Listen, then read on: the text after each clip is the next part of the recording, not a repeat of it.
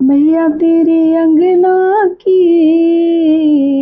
मैं तो एक चिड़िया रे, रात भर बसेरा है, सुबह उड़ जाना है।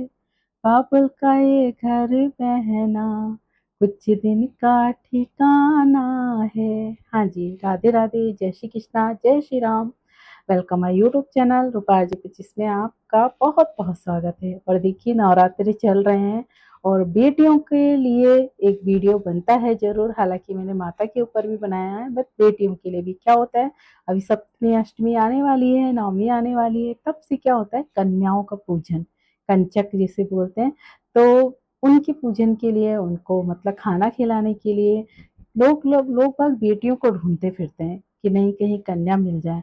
और फिर भी कन्या पूजन के लिए आप बेटियां ढूंढते हैं, तो कन्या होने पे फिर आप उसकी खुशी क्यों नहीं मनाते?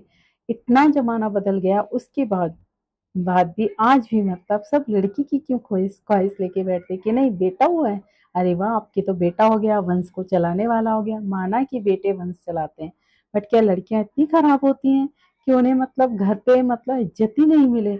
हमेशा उसको ये कहा जाता है ये तो पराया धन है, ये तो पराए घर की है। तो पियर में उसे बोला जाता है पराए घर की है, ससुराल में जाके उससे बोला जाता है ये पराए घर से आई है। तो उसका घर कौन सा हुआ? क्या वो अपने लिए अलग से कोई घर बनाएगी? पूरी उम्र उसने मतलब आधी उम्र तो उसने अपने पियर में निकाल दी, अपने पापा के, माँ बाप की, भाइयों की सेवा करते हुए।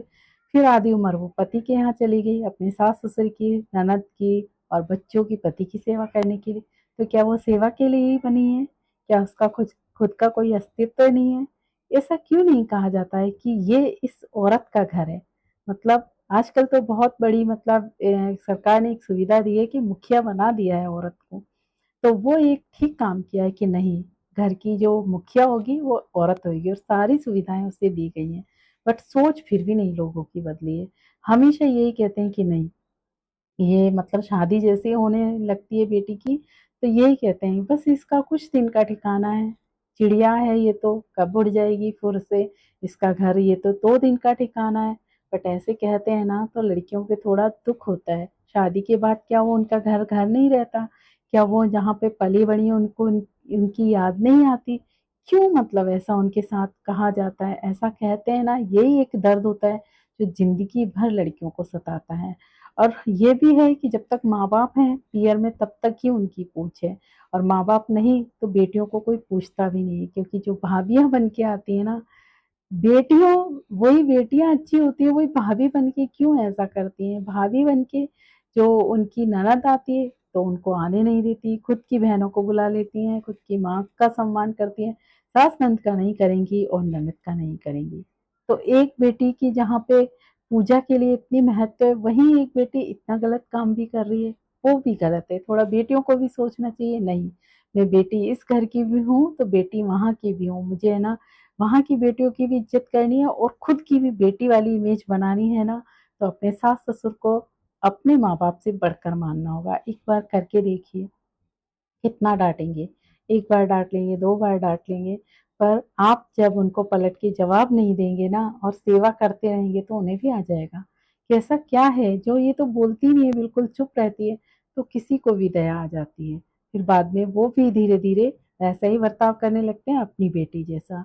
तो हमें भी कुछ सोचना पड़ेगा, बेटी बनना है ना तो हमें दोनों घर की बनना है।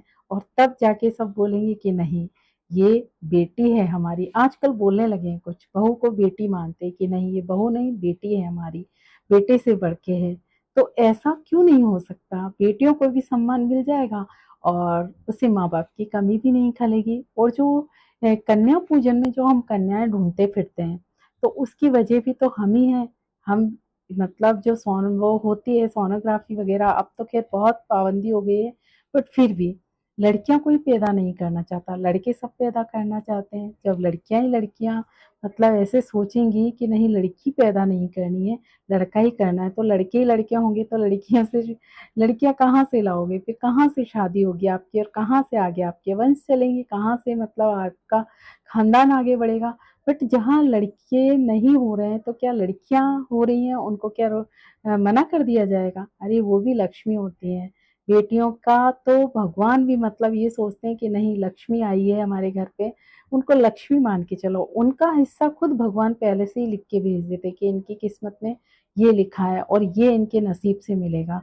तो बेटियों के लिए हमें सोच नहीं करना चाहिए, अफसोस नहीं करना चाहिए, खुशी भी मनानी चाहिए, क्योंकि जैसे बेटा है वैसे ही बेटी है। ये सोच रखिए कि नहीं, ये भी घर बेटी का है, ससुराल वाला भी बेटी का, और बेटी को भी यही भी लेके जाना चाहिए ससुराल में कि नहीं, ये घर मेरा था और वहाँ भी एक मेरा घर है, मुझे दोनों घरों में बैलेंस बना के रखना है, दोनों का सम्मान करना है।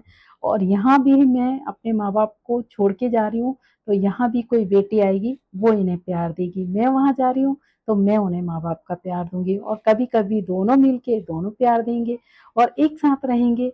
और कुछ दिन तो आती हैं बेटियां, सावन हुई, दिवाली हुई, ये हुई, बट माँ बाप नहीं रहते ना, उसके बावजूद भी भाभी को उनकी माँ बनना है और उन्हें वही सम्मान देना है जो मतलब पहले उनके माँ बाप के रहते थे होता था। तो ये सब हम थोड़ी थोड़ी गलतियों को सुधार लें तो शायद बेटियों को ये ना कहना पड़े कि कुछ दिन का ठिकाना है फिर तुझे उड़ जाना है, या फिर बेटियां पराया धन होती हैं, बेटी का घर कौन सा है, भाई उसका घर कहीं तो होगा ना, ससुराल में भी नहीं, पियर में भी नहीं, तो वो अलग से थोड़ी ना घर बनाती रहेगी। हर किसी की हिम्मत भी इतनी नहीं रहती कि वो खुद का पर्सनल घर बनाए। तो ये सोच को हमें थोड़ा सा सुधारना है। तो नवरात्रि के दिनों में मैंने ये ब्लॉग बनाया है। अब आप बताइए आपको ये ब्लॉग कैसा लगा, ठीक लगा हो तो प्लीज़ लाइक कमेंट शेयर ज़रूर करिएगा। Take care, bye bye.